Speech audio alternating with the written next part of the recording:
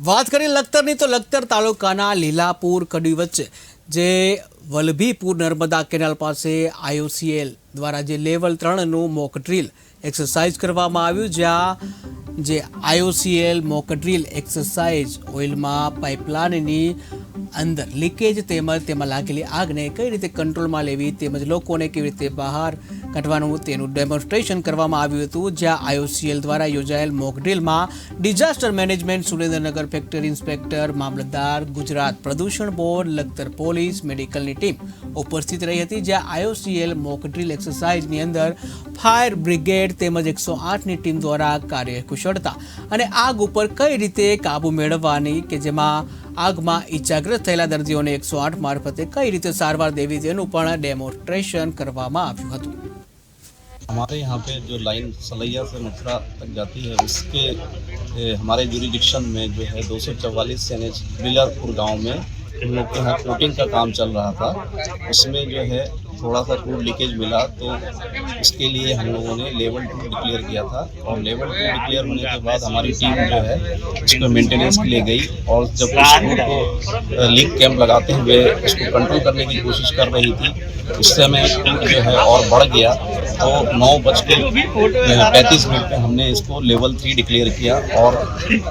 प्रशासन को जो है हम लोगों ने सभी जगह इन्फॉर्म किया। जो डिजास्टर सेल है, पुलिस डिपार्टमेंट है, हेल्थ डिपार्टमेंट है और सरपंच और जो कैनाल डिपार्टमेंट है यहाँ का, उन सभी को इन्फॉर्म किया और उसी समय जो है ऐसे करते हुए जो है हम लोग उसको क्रूड को कोशिश करते रहे और अंत में जो है फायर ब्रिगेड आने के बाद हम लोगों ने जो है आग पे काबू पाया और सारा LEL वगैरह लेवल चेक करने के बाद हमने इसको ऑल क्लियर का सिग्नल दिया और इसमें सभी गांव वालों ने और जो हमारे सरकारी तंत्र के जो मशीनरी है उसमें सभी लोगों ने बहुत अच्छा सहयोग दिया। और एक ये जो कार्यक्रम हमने किया ये लोगों की अवेयरनेस बढ़ाने के लिए किया कि ताकि अगर क्रूड लाइन में या कोई पेट्रोलियम प्रोडक्ट लाइन में कहीं कुछ होता है तो हमें कैसे उस आपदा को सॉल्व करना है, इसके लिए हमने एक ये प्रयास किया था। અહીંયા ચેનેજ 244 ગામ ખાતે અમે જ્યારે પાઇપલાઇનનું સમારકામ કરી રહ્યા હતા ત્યારે શોર્ટ બ્લાસ્ટિંગ દરમિયાન પાઇપમાંથી ક્રૂડનો રિસાવ થયો। ક્રૂડનો રિસાવ અમે રોકવાનો પ્રયત્ન કર્યો પણ સાઇટ ઉપર અમે સક્સેસ ના ગયા અને લીકેજ વધી ગયું એટલે અમે અમારા કંટ્રોલ રૂમમાં અને અમારા સ્ટેશન ઇન્ચાર્જ, સ્ટેશન પ્રભારી શ્રી વિજય જૈન અને નિયર બાય કંટ્રોલ રૂમ માટે અમે જાણકારી કરી। કંટ્રોલ રૂમે એ મુજબ બધા પગલાં લીધા અને અમારું લેવલ 3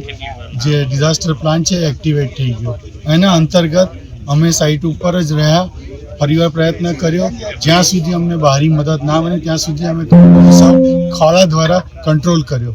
અને પછી જ્યારે અમારી પરિસ્થિતિ આઉટ ઓફ કંટ્રોલ થઈ ગઈ એટલે પછી અમે સ્ટેટ ડિઝાસ્ટર કંટ્રોલમાં અમે પૂરેપૂરી માહિતી આપી અને એમને એના કાર્ય મુજબ અમે એમને